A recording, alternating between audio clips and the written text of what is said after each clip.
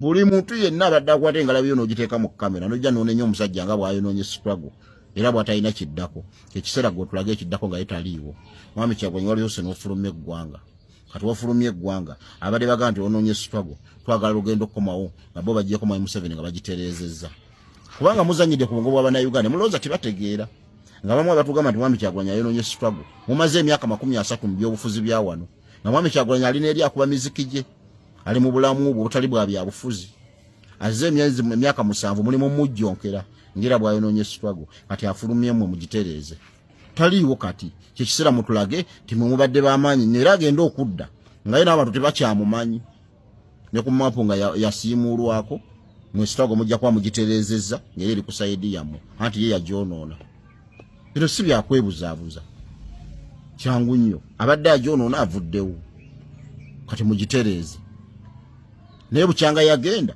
ndaba abamu temukyagenda naku kumikulu gye mbadde mumujjonkera kwogera muli mu kwogera mbu ate yayiseewo atya mbu ate kisoboka kityo okuyitamu mbu ate kisoboka debate ze muliko timufaayo yagenza atya oba yabuuse mu nnyonyi oba yatambuza bigere oba yalinye pikipiki oba yalinye eggaali ebyo temubifaako ekikulu yakoze eki yagenze mwabasigaddewo mutereze struggle gye mwatugamba gye yayonoona nze bwe mbeera nga mbadde taata awaka ne musalawo maama n'abaana ne mugamba sirina mugaso waka nga nze mbadde mbagulira emmere ne mugamba sirina mulamwa bwe ntambula nenva omutambuza obuvunaanyizibwa bwe mbadde ntambuza mu businze nawo bwe bubalema olwo musirike mumanye nti mbadde wa mugaso gye muli kati mwami Kyagulanyi bukyanga va mu ggwanga lino oyinza olowooza ebyobufuzi byaggwawo bw'okyawulira ayogera ku byobufuzi yenna kubanga mwami Kyagulanyi yakola ebyobufuzi by'e Uganda olina kwogera ku mwami Kyagulanyi ebyobufuzi otambula era NUP weetali ebyobufuzi bibange ebitaliwo Uganda gwe kibiina kikyolaba ekirala ekiri active omuti okyaguwulira gwefudde ogiwulira ekola ki DPO ina kyogiwulira ekola era NUP gyowulira amawulire gonna gabeera ku NUP buli omu ayogera ku NUP bano abaana boolaba essayida badde bawuza mwami Kyagulanyi teri amunoonya teri akola biki kati bali mu kuwoza lwaki takomawo wano kuba bakimanyi bulungi nnyo babadde nga bakera ne batula mu butiibwa ne bawandiika ebiwandiiko sebo pulezidenti nze ku mwami Kyagulanyi yamukola bwenti ne bwenti ne babawa ssente kati essayida adde abaweesa ssente yagenze bweru w'eggwanga kati mugenda kiwulira mugenda bakama bamwe ebbalimba ki kuba omusajja mumujjonkere ne mumwogerera buli kintu nayita mu mbeera yonna nga mumujjonkera kati afulumyemu omugitereeza abadde bamujjonkera mwamunyaga kulembera abantu bo mutereze struggle Kyagulanyi gye yayonoona kubanga mwami Kyagulanyi atuuse ekiseera ng'ate abantu basinga okuvuganya nabo be bantu ate abali ku ludda abagamba nti bali ku ludda luvuganya bamuvuganya nnyo n'okusinga ate mwabwe yali badde alwanagana ne mwami Museveni kati ekirungi yafulumye struggle teyagenze nayo ku mutwe yagenze ye ng'omuntu kati mumugjeeko anti mugamba ye yagyonoona oluvannyuma lwa pulezidenti w'ekibiina kya NUP omukulu His Excellency Robert Kyagulanyi Ssentamu aka Bobi Wine okubanga afulumya eggwanga nti bantu bangi nnyo bavuddeyo okwogera ebyensimatu wono wagambidde oba mugamba nti omusajja badde azannyira mu struggle baani abatazannyiramu yabange mwe mukozeewo ki ate nno waliwo n'omukyala avudde mu mbeera anti waliwo abavuddeyo ne boogera omusajja adduse alese abaana b'abantu mu makomera babuuziza ekibuuzo amakomera Kyagulanyi yagenze mbu yalese abaana mu makomera amakomera mwazimba gakusibizamu mbuzi mwazimba gakusiba mbuzi kati mubate tuleete embuzi muzigalire mu komera amakomera mwali muzimba gaki kati mubasibe mbu yagenze alese abaana mu makomera n'otulira n'ebisajja ebyasomako nga biri mu kwasama kati yagenze besige twabeeranga naye mu struggle mwali muzimbye amakomera nga gakusiba mbuzi oba nga gakusiba abantu tumba byonna bigenda mu maaso bo bannayuganda bali mu kucacyanca nti munange etteeka lya computer misuse wetwogerera mye nti era bo bonna babadde beesunga nti ojja kuddaawo ate osiba omwana tubadde tulabye abaana bangi nga bali mu makomera computer misuse temunnange okuva n'olunaku olwaleero babijjewo mmwe mwenna abadde basuubira okusiba abaana wano ku social media mbusimanya baabayisaamu eggaali babaawogerako kalebule babavuma ku TikTok simanya niinyo bamikwano etteeka lya Computer Misuse Amendment Act erya 2022 babijjeewo byonna bye baayongeramu bino byaleetebwa omukulu gwe bayita Muhammad Nsereko we yali ayongeramu mu tteeka lya Computer Misuse 2011 ng'ayongeramu amateeka amalala omuli okozesa ekifaananyi ky'omuntu nga simanya temukkirizganyiza, omukwata obubiika vidiyo nga takkiriza, asobola okusiba ng'akusibiramu ebyo ebitakwatagana. Mukwano bagambye amateeka gano ge baayongeramu gaali gakontana ne constitution ya Uganda. Essaawa eno babigyewo ne balagira n'okulagira buli gwe baasiba nga bakozesa ebiteeka bino bamuliyirire, n'oyo akyali mukomera bamuyimbule. So congratulations abavumi. Ebyo munnange nze tubaawo kubanga tubatuusaako ate ono yeeyongera okutunnyonnyola nga bwebiri. Etteeka lya Computer Misuse Amendment Act 2022 kooti eriggyeewo. Nkaddemu buli akozesa essimu, ba blogger, ba content creator mwenna be babadde basibira obwereere. Nkiddemu okiwulire bulungi. Etteeka lya Computer Misuse Amendment Act Constitutional Court olunaku olwaleero nga 17 ogwokusatu eriggyeewo, terikyaliwo. Kitegeeza kyeno video mpanvu mu nenjala tugifune bulungi. Kitegeeza nti okusiba omuntu mbusimanya akozeseza bubi omutimbagano gw'omusango guvuddewo e Uganda. Mbusimanya defamation kalebule guvuddewo. Emisango nga hate speech, offensive communication yonna givuddewo. Malicious information, misuse of social media egyo gyonna givuddewo. Mbusimanya okozeseza ekifaananyi ky'omwana wange Zubeda bye yabadde alopadesh nga sikuwadde lukusa tebiriiwo. Simanya onkutte video nga sikkiriza n'ogipostinga ogwo musango guvuddewo. Simanya kino kye bayita criminal libel okusooka okusaba omuntu olukusango n'amusindikira message yonna ku internet oba ku computer. Mbu olina kusooka kumusaba. Ebyo bivuddewo musabe. Mbusimanya mba emisango nga kanji kusomeremu wano okwogera ku gavumenti ebyo byonna bivuddewo. Mbusimanya wafulumiza information ku baana bange nze alina okuwa olukusa. Ebyo bivuddewo, abaana bagenda bafulumyako information paka kuwulira bubi. Simanya gavumenti oli ayogedde ku muntu ow'amaanyi mu gavumenti kati nga pressure omusango gw'omunaanzibwa teguliiwo. Nga ewalaba omusango gwavunaana Ruwelite kati babijjewo tebikyaliwo. Emisango gyonna egijje givunaanwa abo abantu abo givuddewo, kanji kuyitiremu waneeno. Now okusinziira ku section lwaki nkugamba nti Computer Misuse Amendment Act 2022 yevuddewo, kino nakyo njagala okifune bulungi. Computer Misuse Act teviiriddeewo ddala, wabula ennongoosereza gye baagikolamu mu 2022 eyaleetebwa Honorable Muhammad Nsereko nga September nga 8 2022 Parliament n'ekolamu ennongoosereza n'eyongeramu ebyo ebitaalimu. Jjukira etteeka lino lyasooka kuyisibwa mu 2011. Kati mu 2022 Muhammad Nsereko, Honorable Muhammad Nsereko abadde wa Kampala Central nakati akyaliko n'aleeta mbu balongoose. Mujjukira etteeka eryo lyamuleetera ebizibu, abantu ne bamuvuma nnyo ne bamukola ng'alinga ekyennyanja lye lino. Parliament n'emala n'eriyisa. Kati mu bwo mulimu obuwaayiro obumu ku bwo, sina mu bwo muliriri erya 2011 mulimu obuwaayiro bwe baayongeramu. Kati Constitutional Court leero abalamuzi 5 aba Constitutional Court nga tebeeyawuddemu bonna. Actually badde bakulembeddwa omulamuzi gw'oyinza okuyita Justice Mulyagonja ne Justice Ketra kitaliisibwa Katunguka n'abalala 3 bonna ne bagamba it is null and void. Kati kino kivudde ku ki? Kino kivudde ku kubeera nga okusinziira ku Article 2 eya Constitution egamba etteeka lyonna okuyita mu Parliament liteekeddwa okubeera nga liri consistent ne Constitution, nga terikontana na Constitution. Kati ate lino etteeka mu kuliisa lyali likontana ne Article 29 ya Constitution era egamba nti omuntu wateekeddwa okubeerawo freedom of speech oba freedom of expression. Kakitegeeza lyali null and void awo wennyini. Ekyokubiri, okusinziira ku Article 88 ne 89 ya Constitution egamba okuyisa etteeka lyonna either nnongooserezo oba tteeka ppya mu Parliament, koramu y'ababaka eteekeddwa okuwera kimu ku kyakusatu ku babaka bali mu Parliament. Kitegeeza ku buli babaka 10 wateekeddwa ekitono ennyo okubeerako 30.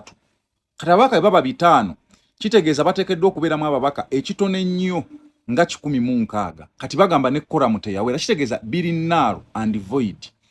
Kakati ne bamaliriza nga bagamba nti abantu bonna abakwatibwa ku misango gino bateebwe bunnambiro, abaali baweebwa beyiro naye nga gikyatambula nga baluwirayiti babate. Kati abakwatibwa nga olaba pressure lino etteeka limutaleero lwennyini Musima yayogera ku General MK n'akozesa ekifaananyi kye nga tamukkiriza, ebyo byonna babijjeewo, tegukyali musango kati.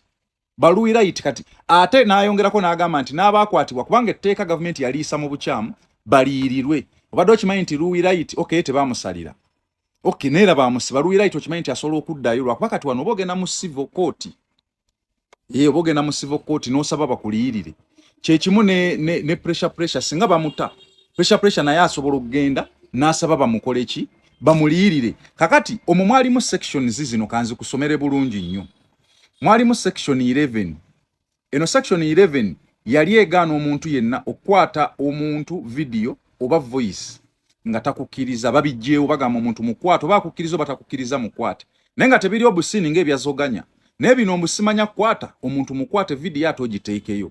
Kati mulimu section 23 ebadde eyogera ku nge restricting okusharinga information ku baana. Atosoze kubuuza ku bazadde baabwe bagambye bwe tebikyaliwo omwana atambuza information bino bya Zubeda simanyi ono omwana we bamuyitaani oyo gwe bagambye mbu mubi. Teekayo butesta ina gy'asobola kukuloopa kati.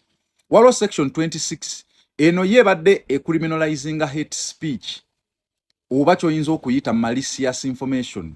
Kati nga bwe walaba nti oli bamuyitaani ono Luwi right yagamba mbu keekiza Zuwena aliddemu byasinga. That is hate speech oba malicious information egendereddwamu okwonoona either brand y'omuntu oba ekitiibwa kye. Bagambye gwe tegukyali musango mwetwale byammwe.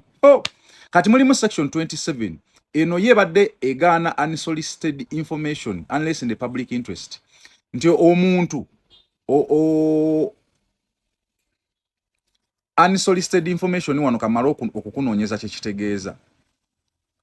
Unsolicited information kitegeeza nti omuntu nga tomusabye tomusabye kumusindikira information nga takukkiriza gwe n'omusindikira. Bagambye sindika oba byakyo oba omukwana gwe sindika. Kati mulimu section 29 nga bagambye eno yali etunuulidde misuse of social media including false identities biki okozesa obubi omutimbagano. Bino byonna bivuddewo omutimbagano tebakyagukozesa bubi. Kati mulimu criminal libel gye nakugambyeko. Criminal libel nakugambye criminal libel kitegeeza nti okufulumya statement eziri false oba eziri malicious nga zigendereddwamu okutta repetition y'omuntu oba omulimu. Bagambye bino tebikyalina buzibu. Wabula kisigaddewo eri emabega eri etteeka erya computer misuse erya 2011 ng'ogyeko en amendment gye baddewo lyo lisigaddewo. Kati liri omulimu gwali omukulu lyali litunuulira nga cyber crimes kati nga abantu abakozesa computer ne bahackinga either mu banka ne babba abantu oba ne bahackinga mu information yaki ebintu webityo okitegeera oba ne bahackinga mu computer mu kamera za gundi oba ne babba ebintu webityo cyber crimes oba abantu abakozesa computer ne bakola fraud obufere omuntu najja mu account yo nabbako sente oba nakusindikira message nga yagala kufera ebyo webityo ebyo oba n'okozesa computer mu buyeekera ebyo webityo cyber crimes naye si bino ebimalako eddembe ly'obu. Nga byonna bivuddeawo era nga tugenze mu maaso n'amawulire amalala. Justin Namere ye avuddeyo. Aliwo omwami gw'ayambalidde n'agamba nti ye tamuwagirangako so teyali surprised n'ebyo ebyali e Masaka nga Pulezidenti Yoweri Kaguta Museveni azi. Ate nno mujja kukkiriza muleme kunyiigira bababuulira mazima. Just mukendeeze ku bibakyamuukiriza. Nalabye nga mukyamuukirira chairman w'NRM e Masaka agambye Namere teyawangula Polo toto teyampagira. Kuva mukamyufu abadde tampagira badde mpangula muwangule. Mukamyufu teyampagira n'akola buli kimu oyo omusajja. Mubbi wa ttaka ate nze nnwanisa ababbi b'ettaka. Mukumpanya. Zani literate conman abeeramu ekifo kya NRM chairman yakiyingira kwekwekamu kutambulizaamu ddiiruze. Kati ate laba Namere bw'ayingirawo mu kiseera kyekimu abalinnyira mu sowaani. So teyampagira mukamyufu era namutwala ewa president mu November nga nkimanyi teyampagira ate nga nkimanyi talimpagira. Zomuntu omubiza okuteeka mu maaso ga president just for you okweyabya kubanga he's too intelligent. President Museveni ali too smart tayinza kulemwa kubaako kyakugjamu in terms of information. so oyo yennyini Bulegenda mutwale wa president nga nkimanyi tampagira n'asabayo ssente empitirivu nti azitwala mu bantu nga nkimanyi nazo tajja zituusa n'emmwanyi na biki byonna naye gwe owa Nuupu atabimanyi tomanyi na background ya bino ebintu okyamuukirirawo ne chairman we naalemu agambye Namere teyawangula wabula mwe muliko nga 3 March nali ne mukyala Nalubowa mu State House ewa president nze namutwala era president amanyi lwaki abampa appointments omutwalira abantu bamanyi nti bwe bate bwe bali bwe twatuukayo mukyala Nalubowa mu kwogera ebingi kuba ekyo yakiconfensinga nti we NRM naye Nuupu yali agenze kufuna card soft landing which was obvious naye yagattako mu kwogera ebingi alage nti ddala ye we NRM ye Nalubowa yagattako n'abe NRM abamuwagira nga ne Bulegeye kwali oyo chairman n'aboogera list era abamu president yatutta obudde n'abayita ne mu lukiiko olwo bo ne bajja nga bewana fe olukiiko president ye yatuyise yagenza obbayita kubanga Nalubowa yali yamubuulira nti abo tebawagira flag bearer awo nti bawagira ye Nalubowa omusajja yabagambye 3 times nzizenga mbega ng'omutwe gwe guba gukola bulungi buli kyofulumya mu kamwa osooka kisengejja naye era ne mwogera byonna bye mwabadde mwagala tewabaddewo kipya you can never surprise President Museveni or ambush him never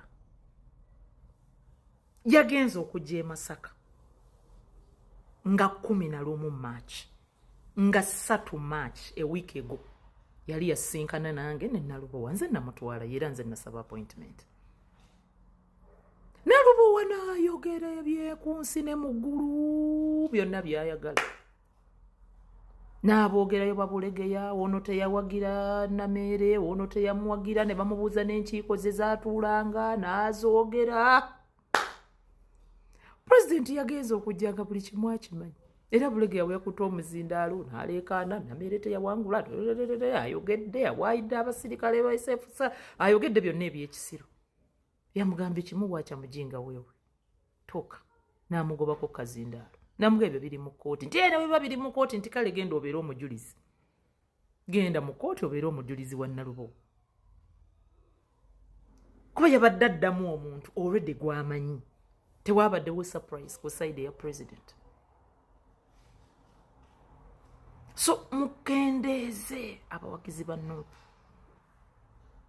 don't just follow like a fool so mukendeeze ku kukyamuukirira abawagizi ba Nuupu learn to ask why and why not don't just follow like a fool abamanyi ekiri ku ground abamanyi reality mubakwasa ennaku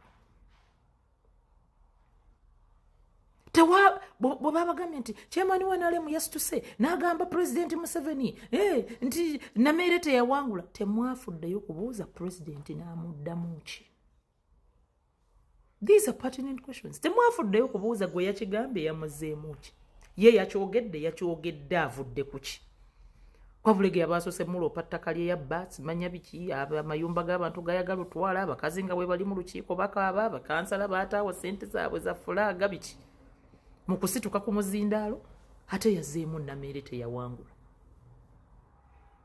era president namugamba ebyo biri mu kkooti ddamu bye bakuloopye gwe ddamu bya mmwanyi ze bagambye ze wabba ddamu bya ssente ebya Namere oba yawangula oba tewawangula biri mu kkooti bireke tinedde engeri gye bajjeewo bannamawulire kambyogere n'amugamba nedda genda obyogerere mu kkooti the president wasn't moved an inch it takes a lot of brain to move him he wasn't moved kati gwokya mukaki owa Nuupu buuza Nalubowa pertinent questions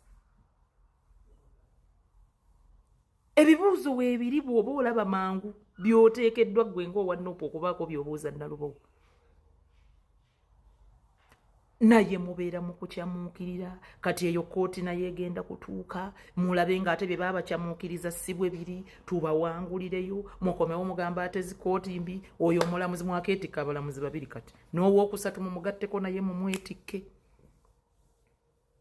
naloba wagamba we NRM ye yagendayo mu Nuupu kukwata bukwasi kaadi afune soft landing ng'omutwe gwe gumugamba e Masaka NRM tewangula ebadde tewangula kubanga abe NRM abaliyo babadde abasinga obungi bagiryamu buli naye nga tebagiwagira kugiwanguza Nameere najja nga mission kugiwanguza kuddamu kola ground era nagikoze majority councillors baffe nange nawangula n'abalala bajja kujja ekisanja ekiddako we are not done naye okukyamuukirira okwo nze nalabako omuntu eyabakakasa nti Donald Trump wiiki eno yennyini mbu yali agenda kujjako President Museveni bannange social media yonna ne mukyamuka ne ŋŋamba kino kiki mu wiiki eyo yennyini Donald Trump ewaabwe baali baagala kumwimpiikinga ng'abanoonya kkolwa mubabulako obululu 2 votes okumusiguukulula ng'ayina ebizibu bye naye ali mu PR management yeri nga nabo bali mu ntalo zaabwe naye oli n'abakakasa nti ewiiki eyo yali ajja kukwata President Museveni amugyewo and you believed it. My goodness. Let me even end this video here. Bambi, comment section tuteremu ebintu nawe byolaba bye baali balimbye aba Nuupu nga biri outrageously stupid naye era bo ne babikkiriza. That said, I am the woman member of parliament Masaka City. Ngabe mwanyi genda ozifune okolerere future yo. Ngabe enkoko genda ozifune. Banka y'abayiriri egenda kutandika nga maliriza okulayira. Esente z'abakyala eza buli mwezi Faruku mwasalawo yajja okuzigaba miliyoni 1 per 5 women. Tuli mu kutereeza amasomero gaffe. Scholarships twazigaba, tukyanoonya n'endala. Tulondoola amalwaliro, tulondoola obutale, tulondoola embeera z'abantu. Tuli mu mulimu, we are walking, we are unstoppable, we are working, and we are here to stay. Bannamasaka abalungi mwebala ekisanja kino ekitandika kye mwampadde ngenda kukola nnyo mu nnyongere y'ebirala 2 ate nga bwe tutraininga abaana abatuufu abali upright abanadda ate mbigere bya Nameere. I love you so much. Omukama Katonda yo ninga webale kubanga wekomide ku NCK TV ate welabira kubanga o subscribing, ringing that notification bell, sharing, liking. Omugaga Brian White nakulwalero abaddeko mu kooti naye agambye nti abakola okunoonyereza baspeedinge mangu omukunoonyereza kwabwe kubanga ye akoye okubeera mu kkomera. Ndowooza mulabye embeera mwali bambi yo si nnungi. Sigala naffe tukomawo.